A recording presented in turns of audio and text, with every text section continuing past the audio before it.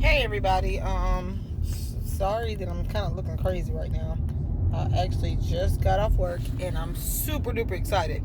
And I'm actually in my vehicle as well. Going down the road. I just wanted to go live for a second to speak to some of the ladies out here. Because I know there's a lot of ladies out here who are single parents. And, they're kind of giving up on their future to so they can take care of their kids as a single parent, and they have a lot going on. So I just want to be the one to tell y'all that, like, you should never give up. As for myself, I'm a single parent of two kids. They're both girls. One is 6 and one is 11. Their father's really not around, so I'm pretty much doing everything by myself. And I even moved to a whole nother state, so I have no family, no nothing. I'm literally by myself, and I prayed on it and prayed on it for years. The God showed me a better way to be able to provide for my kids and not have to struggle, and to be able to do better. There's been plenty of nights that it was kind of sleepless, restless, tiresome. I've cried on my pillow trying to figure out what am I gonna do next. And then I remember one day sitting in church service at a church that I grew up at, and at the end of service, the pastor stood up, and after everybody made the announcements, whatever, the pastor called my name and asked me to stand. So I'm like, oh my gosh, what does he want? What is he about to tell me? This is going to be crazy. So I stood up, and the pastor's words to me was, God has, what did he say? God has something in store for me that no one can take away from me. The pastor said he didn't know what it was. God didn't tell him, but he told me never to give up, keep believing, and watch God do his work. So I'm looking okay, thank you for telling me, but I was kind of like blown away, because I'm why give me this message, and why in the middle of church? But whatever. So I was like, okay, cool. So 2 or 3 years later is when I end up moving to a whole nother state. While at this new state, I took a lot of loss. On the day I moved, I completely flipped my vehicle. The back tire came off, the vehicle went in the air, it spun around twice, it landed on the driver's side of the vehicle, set up and spun around, in a 12-foot drop. I had my 6-year-old, well, at the time, she was 3, so at the time my kids was 3 and 7, so I had both of them in the vehicle with me. I pretty much blacked out while we were in the air flipping, and when I opened my eyes, I could see the glass shattering from us hitting the driver's side of the vehicle. I closed my eyes again to keep from getting glass in it. That's when we set up and spin around, and then the vehicle stopped. When I felt this vehicle stop moving, I looked up. I could see smoke coming from the hood, so I turned the vehicle off. I jumped out barefooted, grabbed my then 3-year-old out, because she was on the driver's side, looked her over, she was fine. I ran her away from the vehicle, ran back, and was pulling my oldest one out, and that's when some guys jumped down and helped me get her out. That particular day, when we got to our destination, I asked a friend of mine to take us to the hospital, which was the town I was going to, I was still an hour away.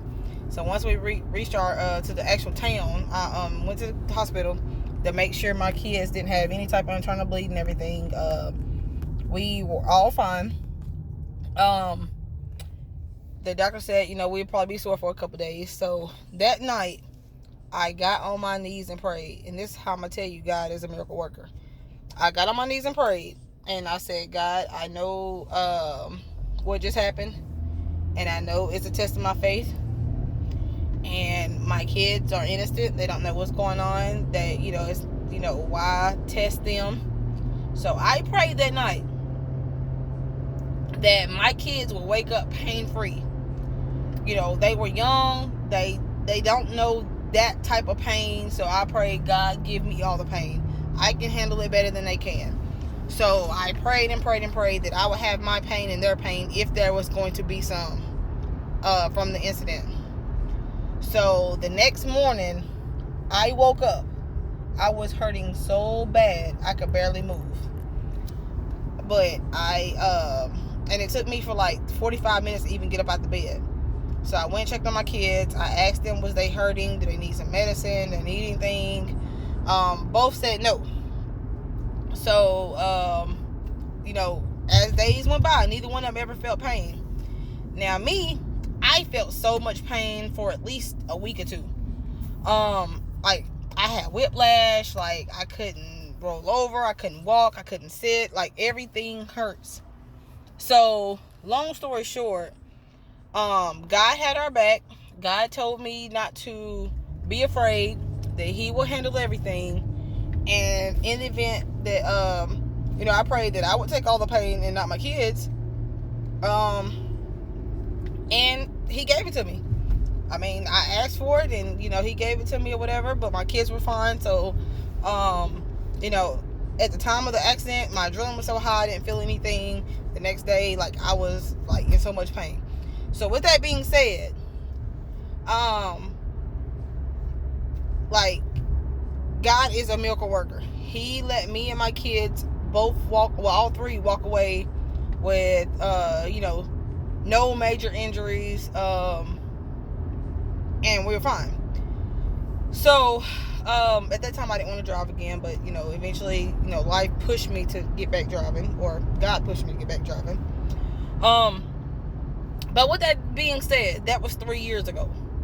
So, as now my kids are 6 and 11. So, I'm saying all this to say that going through these trials and tribulations of life, I still managed to, now, I just signed, even though I'm a single parent, I'm raising both my kids by myself. My 6-year-old is in Cub Scouts and Girl Scouts. I'm actually one of the, because, Cub Scouts co-ed now.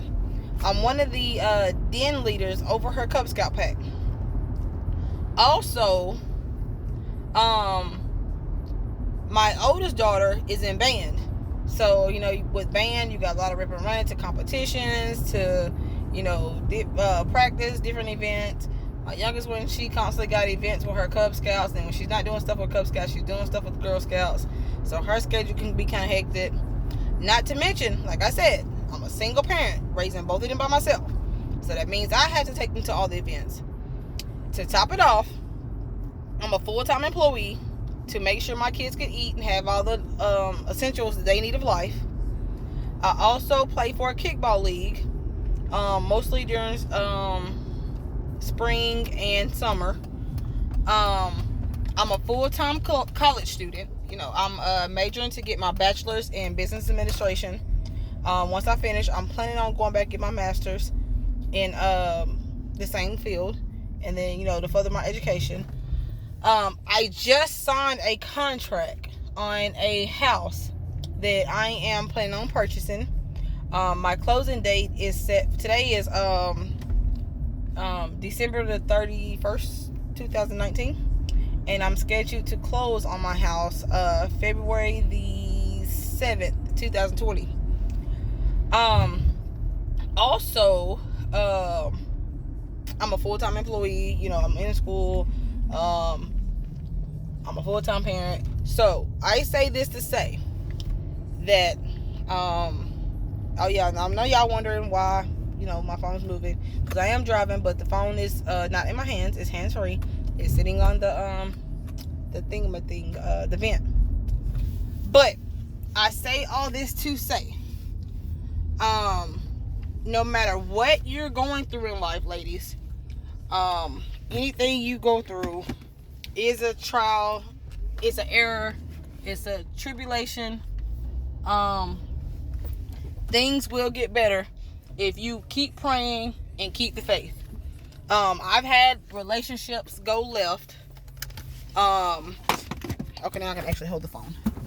I've had relationships that didn't work out, that 2020 and 2019 has been a crazy year for me. I went through a crazy relationship. I went through I went through breakups, makeups.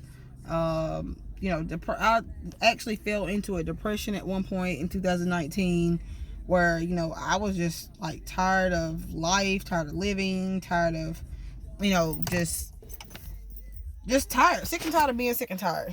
But I kept praying. I found myself reading the Bible more. I felt myself praying more.